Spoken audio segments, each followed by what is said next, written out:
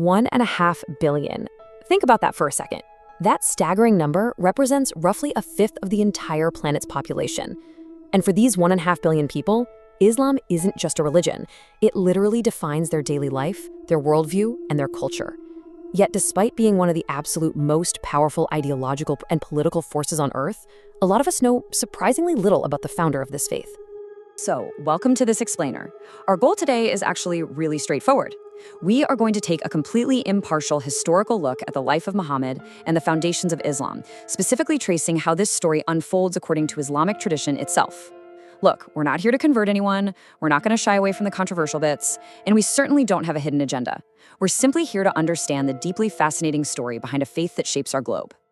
Okay, let's dive right into this. We're going to explore a really remarkable 62-year journey today, and we've broken it down into 5 key parts: Arabia before the Prophet, the first revelations, his exile, the massive battles for survival, and finally, his triumphal return and lasting legacy.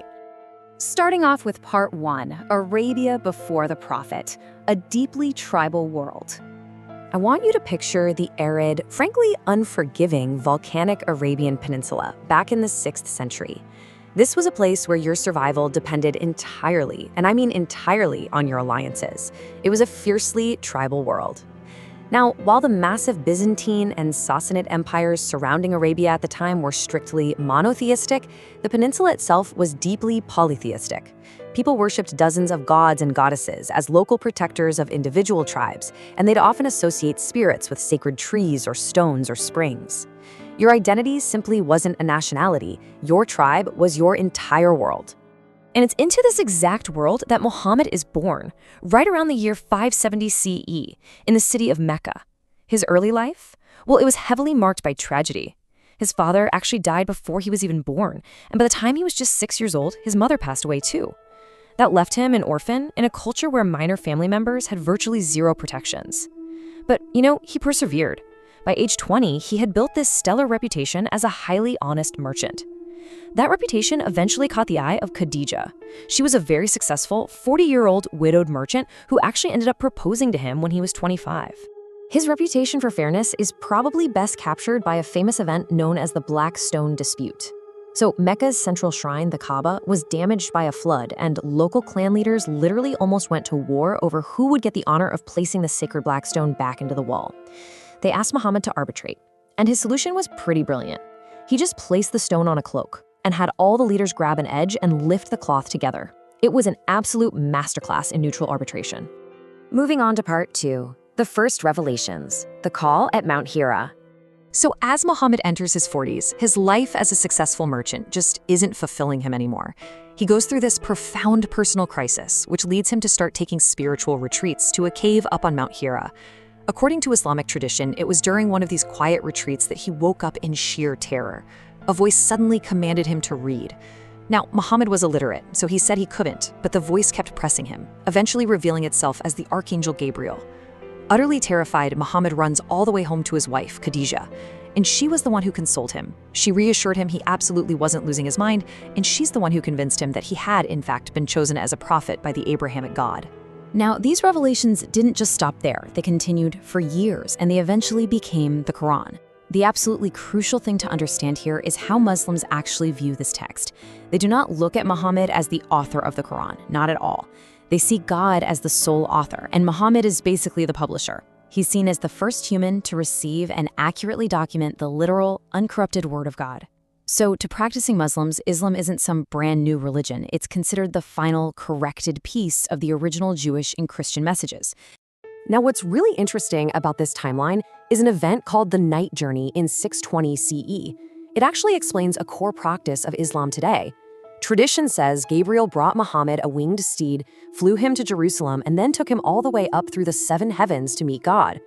Originally, God commanded 50 daily prayers, but on the way back down, Muhammad ran into Moses, who basically told him, look, that's way too many, you need to go back and negotiate. After a few trips back and forth, they finally settled on 5 daily prayers.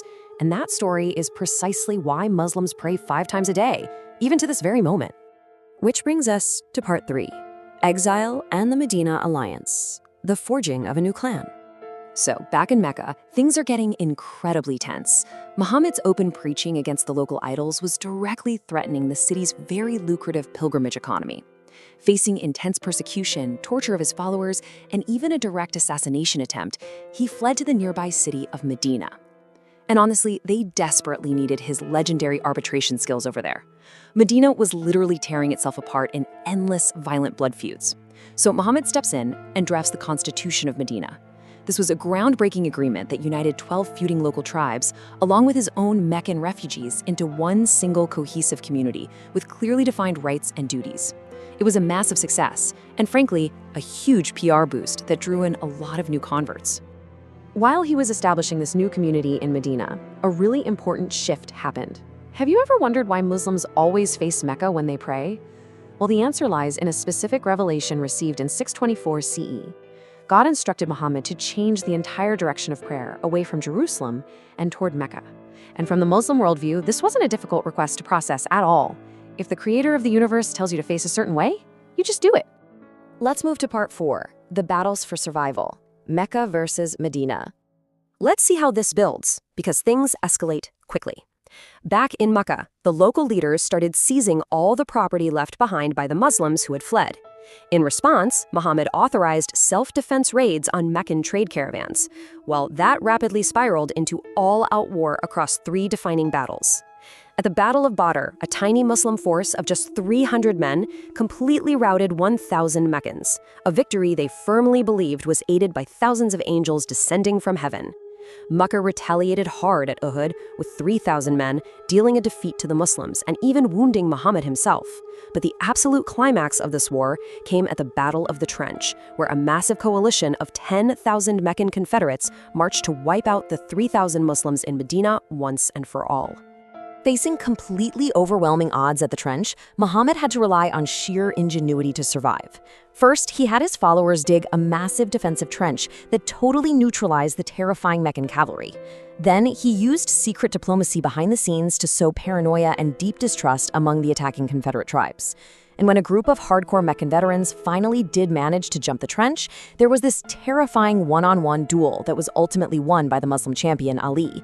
Eventually, cold, starving, and deeply suspicious of one another, that 10,000-man Meccan army simply gave up, broke the siege, and went home. Now, the aftermath of this siege is historically very heavy.